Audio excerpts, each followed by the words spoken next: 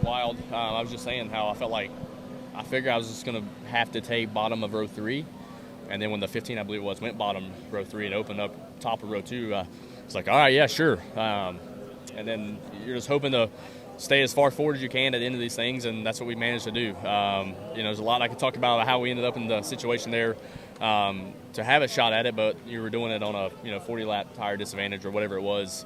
It was a lot. Try to just keep ourselves as far forward as we could with the Napa Silverado. And, I knew when they got side by side, I was going to have a big run. I didn't know if I have enough pure tire capability left to make the move, and kind of created just enough angle to get left of the 11 to get 3 wide at the bottom. I just didn't have enough left to make it stick through in 1 and 2. So either way, though, we were not good when we started. Josh Graham did an exceptional job of tuning on me correctly in the right direction, and ultimately found ourselves with the opportunity and just didn't quite close it out. It looked like on TV handling was a huge issue, especially racing side by side. Some people were getting loose and getting up into the wall. What was it like from the driver's seat?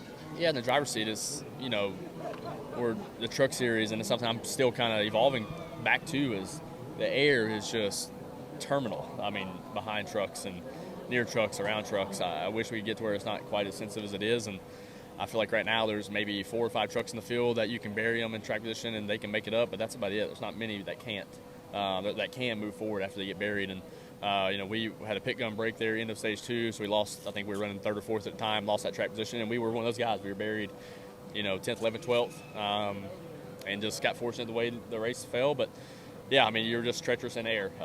The track's fine, the characteristics of the racetrack are fine. Just we're just super air dependent, and when there's anybody around you, we don't have enough maneuverability in these things or recovery with the engine side. So just interesting what we got going on. When you come out of 4, what's going through your mind through all the options that you have and seeing the run that you're getting and them side drafting, and then you pick the bottom at that last second? Just the win. Just trying to win. That's what this team deserves. That's what everyone, this 19 team, everyone at Mack and Hillman Racing, I feel like, we put so much in these deals and we overcome kind of our adjustments and stuff that we had to go through at the beginning of the race, the broke pit gun. Then you find yourselves with an opportunity. Yeah, you got to go for the win. That's what we did. Came up short, but great executed today by our part, though.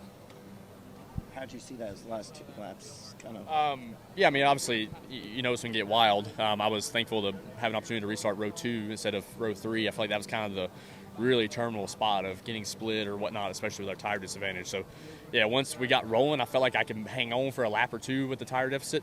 Didn't necessarily see how I was going to have an opportunity to win the race, but when the opportunity presented itself, we tried to take it.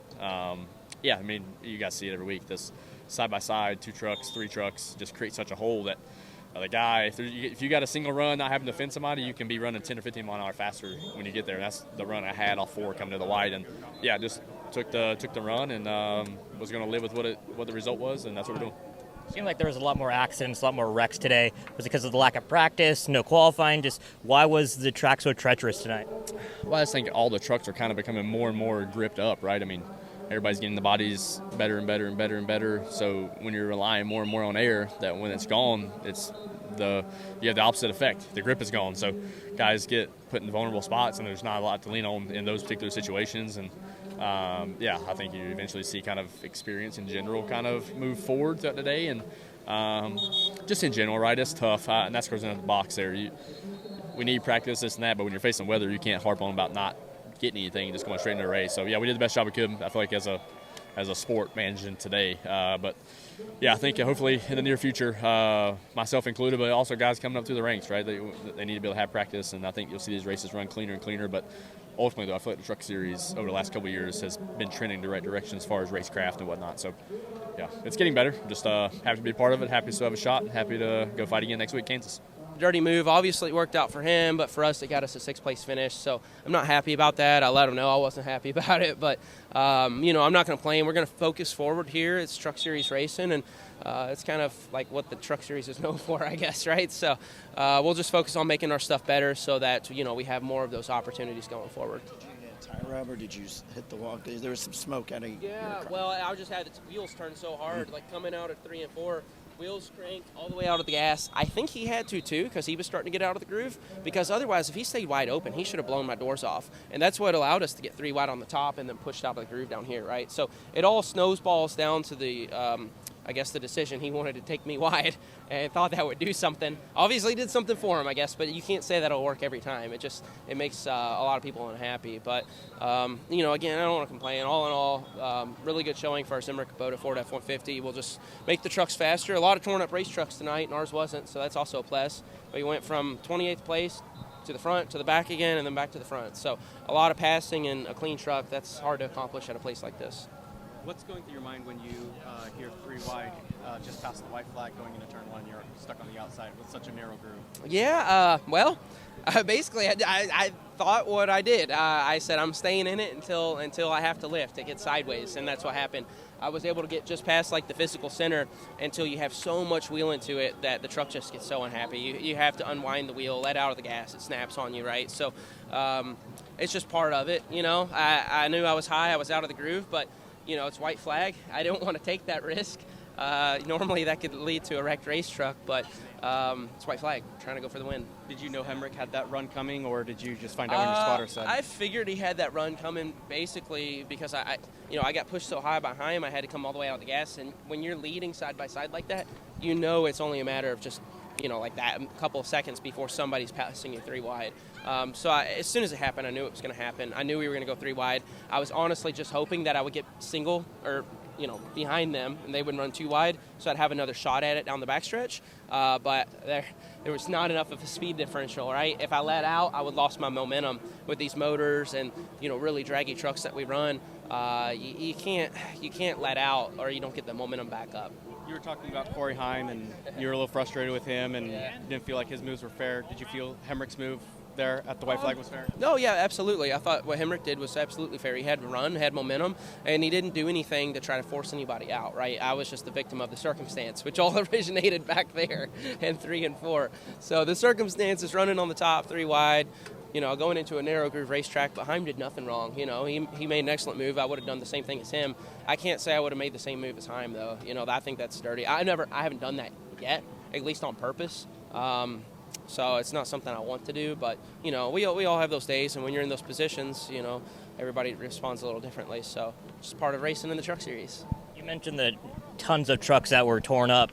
Why was it so wreck-filled? Was it lack of practice, no qualifying, first time that the trucks have been getting on the track? Just what was it tonight that made it so wreck-filled? Well, I remember making a comment on lap 59, we're under caution. I said, I can't believe how many wrecks we've had so far. And then it finally gets stretched out. I would say that, the first 59 laps, all those cautions up to that point had to do with the green, really, really green track, really, really dusty track, and a really, really narrow groove.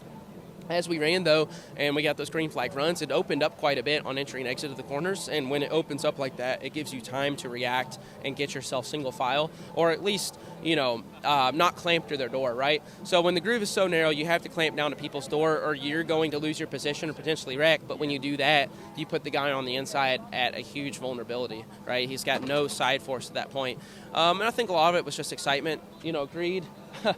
Greed by people trying to get more than they probably should at the time, but it's enticing when you have really big runs, lots of momentum, and the penalties are so big for losing your momentum. This is a big track for speed differentials, right? You lose it, you lose it. You've got it, you got it. Rajah Caruth finishes 3rd, but I want to go back to the timing line when the caution came out. Did you think you were in the lead there, and then what was the explanation from NASCAR? I don't. I know it goes off scoring loops. I just don't know where the most recent one was at that time. So that's I benefited from that deal, and I've been on the wrong side of that deal. So it's unfortunately tonight it wasn't in our favor. So glad to get another good result, but kind of disappointed. I just didn't do the best job at the start of the race today, and we didn't get any stage points. But I'm super thankful for HendrickCars.com, Inspire Motorsports, Chevrolet, and everybody kind of putting me in this opportunity, and I'm just trying to do my best to get better at the end of the day. Even on that final restart, though, it still looked like you did have a shot at it. I mean, what was it about your restarts in those final 2 green flags that made you have a chance for the win? Yeah, I think being inside of row 2 or row 3 is probably the worst spot to be at a mile and a half in terms of restarts, and I just was trying to make the most of that positioning, and I did find the first 2 restarts, and that last one just Corey did a good job changing up what he was doing, and I timed it wrong and got us all stacked up, and I didn't get any air. So just that allowed the 19 to get me, and I think that it's just I didn't do the best job. So. The Vivid EV Anthem is the essence of American spirit. Made with lithium battery technology, this neighborhood electric vehicle features vibrant colors, diamond stitch seats, and seats up to 6. It isn't just made in America, it's made for America. Steven Stump of Frontstretch.com here. Come back for more great racing videos, and if you like us, don't forget to hit that subscribe button.